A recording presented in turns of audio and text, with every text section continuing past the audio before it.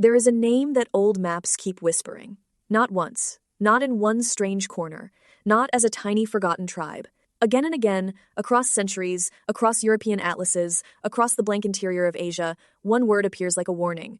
Tartary, sometimes Great Tartary, sometimes Chinese Tartary, sometimes Independent Tartary, sometimes Tartaria Magna, and the deeper you look, the stranger it gets. Because this was not drawn like a village or a small province. It was printed across enormous lands, stretching through Siberia, Central Asia, and regions most Europeans barely understood. Then, over time, the name begins to vanish. The same lands are divided, renamed, absorbed, and reclassified. Russian territory, Chinese frontier, Khanates, deserts, mountains, empty space. And that is the question that pulls people into the Tartaria mystery. How does something that big disappear from the map? Before we go further, we have to separate fact from theory. Mainstream historians do not describe Tartaria as one proven lost super empire erased overnight. In conventional history, Tartary was a broad European label, a catch-all term for many peoples, cultures, and regions across northern and central Asia that European mapmakers did not fully understand. But that explanation does not satisfy everyone. Because when people look at the maps, then the buildings, then the strange gaps in 19th century history, they start asking a darker question. What if the maps were not only guessing? What if they were remembering something? In the 1500s and 1600s, Europe was obsessed with mapping the world. Sailors returned with fragments, merchants returned with rumors. Missionaries, soldiers, diplomats, and kings fed information into the map-making machine. Those maps were not perfect. They were full of mistakes, myths, propaganda, monsters, missing coastlines, and political imagination. But maps also reveal what powerful people believed was worth naming. And there it is, Tartary. Printed across Asia like a buried giant, cartographers such as Mercator and Blau helped shape how Europe imagined the planet. Their maps were not neutral photographs of reality. They were arguments, claims, attempts to organize a world only partly known. So the mainstream explanation is simple. Tartary was a label, a European word for lands beyond direct European control. But the alternative history mind sees something else. It sees persistence. It sees scale. It sees a name too large to ignore. If Tartary was only a vague outsider term, why did it occupy such a massive place in the imagination of mapmakers? Why was it printed with such confidence? And why does the name feel less like a blank space and more like a covered one? Then the theory moves from paper to stone. Samarkand, Kazan, St. Petersburg, cities across Eurasia, domes, arches, towers, palaces, fortresses, cathedrals, vast squares. Perfect symmetry, heavy ornament, buildings that speak power through proportion. The official story gives us architects, patrons, imperial budgets, construction records, restorations, wars, and generations of craftsmen. And many of those records are real. But the Tartaria theory asks the uncomfortable question. Were all these structures truly built by the societies that later claimed them, or were some inherited? Online, Tartaria researchers point to grand old buildings and say, look at the scale, look at the detail, look at the stonework, the towers, the massive public buildings in cities supposedly young, poor, muddy, or newly organized.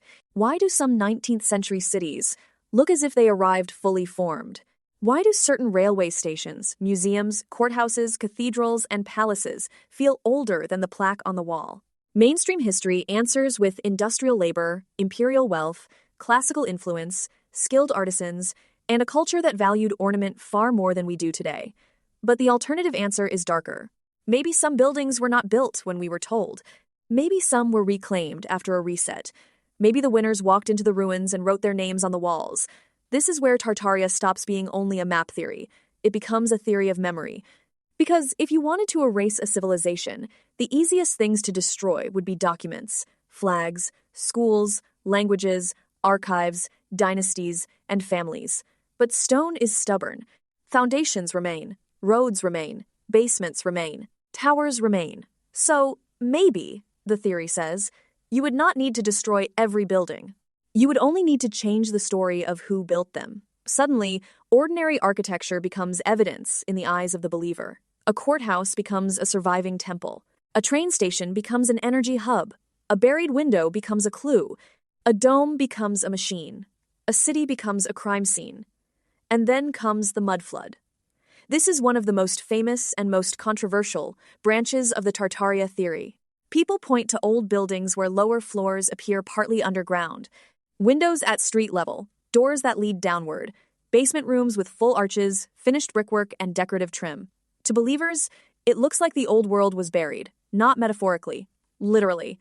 Covered by mud, sediment, catastrophe, or deliberate burial, the mainstream explanation is more practical. Cities change, streets rise, roads are repaved, floods happen, buildings are modified, ground levels shift over decades or centuries. What looks impossible in one viral photo may have a local engineering explanation, but to the Tartaria theorist, the pattern looks too widespread. Not one buried building, not one strange basement. Too many examples in too many places, telling the same silent story. Something covered the old world. Maybe mud, maybe destruction, maybe a disaster so enormous that survivors rebuilt on what remained. And maybe, over time, people forgot, or were forced to forget. This is where the timeline often turns toward the early 1800s, 1816, the year without a summer. That part is real history. After the eruption of Mount Tambora in 1815, parts of the world experienced abnormal cold, failed harvests, dark skies, hunger, migration, and crisis. Mainstream science links the climate shock to volcanic ash and atmospheric effects. But in alternative history circles, 1816 becomes something more, a marker, a wound in the timeline, a moment when the world seems to glitch. What if the crisis was not only climate? What if famines, migrations, wars, imperial expansion, and social chaos helped bury the last traces of older systems? What if the 19th century was not simply a century of progress, but a century of replacement? The Russian Empire expands. Borders are redrawn. Central Asian Khanates fall into new spheres of control. Old identities are catalogued, renamed, translated, governed, and absorbed. The language of empire turns living peoples into administrative categories. Mainstream history sees conquest, bureaucracy, nationalism, and modernization. But the alternative researcher sees erasure, and that word is the heart of the mystery. Erasure, not disappearance, not collapse. Erasure. Because collapse leaves ruins. Erasure leaves confusion. It leaves a map with a name that used to be huge and then suddenly is not. It leaves buildings that feel older than their plaques. It leaves underground floors with explanations that sound practical, but incomplete. It leaves the strange feeling that history has been edited. And maybe that is why Tartaria is so powerful online. Not because the theory is proven, not because every claim holds up, but because it touches something modern people already suspect. That history is written by institutions. That institutions protect themselves. That empires rename the lands they conquer. That archives can burn. That inconvenient people can be reclassified. That education is sometimes also selection. We are told what matters and what does not, which civilizations were central and which were peripheral, which buildings are masterpieces and which are merely old infrastructure, which peoples deserve names and which are flattened into labels. But what if the margins were never margins? What if the so-called empty spaces on old maps were not empty at all? What if the world before the modern world was more connected, more skilled, or simply more complex than the version we inherited? That is the question Tartaria forces onto the table. Not necessarily. Was there one perfect global empire with impossible technology and free energy? That is a massive claim. Massive claims need massive evidence. The sharper question is this. Why did European maps describe such a vast Tartary for so long? Why did the name fade as empires expanded? Why do so many people feel 19th century history has gaps, contradictions, and convenient explanations? Why does imperial architecture sometimes look like it arrived already ancient? And why are people so quick to mock the question instead of investigating the pattern? Maybe the truth is not that every grand building was secretly Tartarian. Maybe the truth is more human and more disturbing. Maybe Tartaria represents dozens of peoples, cities, trade routes, beliefs, technologies, and architectural traditions flattened into one vague word by outsiders, then broken apart by empire, then forgotten by modern education. Maybe the conspiracy is not that one magic civilization built everything. Maybe the conspiracy is that we were taught not to care about the people behind the label. Still, the images remain. Antique maps with Tartary stretched across Asia, castles reflected in black water, Gothic spires reaching into storm clouds, classical buildings half drowned by time, windows at ground level staring into dirt like sealed eyes. And once you see them together, The story becomes hard to unsee.